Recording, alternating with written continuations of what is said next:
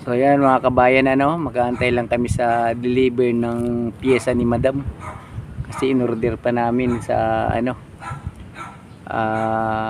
tawag dito, Imus pa, manggagaling daw sabi nung auto supply. Kaya habang nag-aantay, yan, relax muna kasama ko dyan. Ewan ko anong hinahanap. Anong hinahanap mo dyan, gagamba? Hindi. Matuklaw ka dyan ng Pili. banakon. Kaya wala pili. Ha?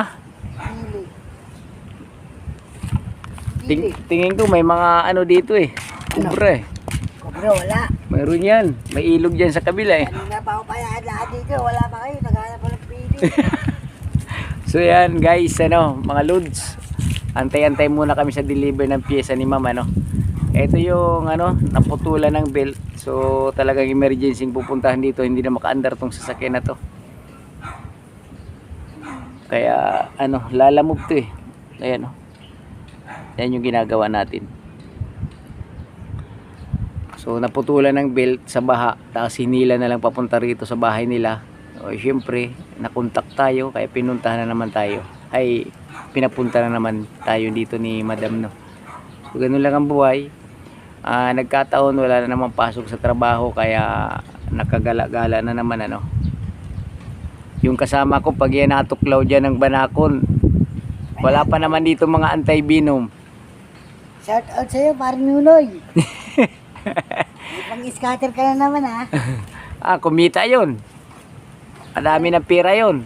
Parang Nunoy, scatter tayo mamaya.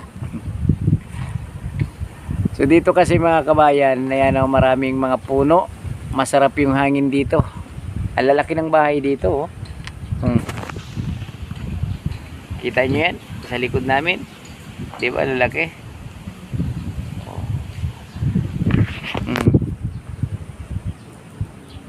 Lalaki, di ba?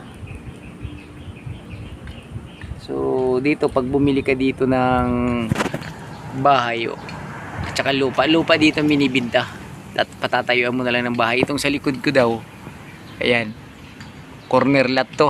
So binibinta daw to. Ayan, binibinta yan, yung nasa likod ko na to.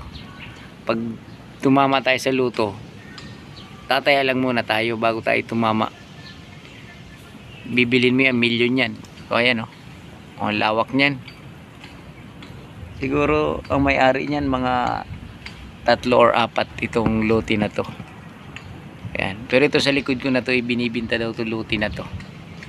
O diba? Pag dito ka nakabili, sigurado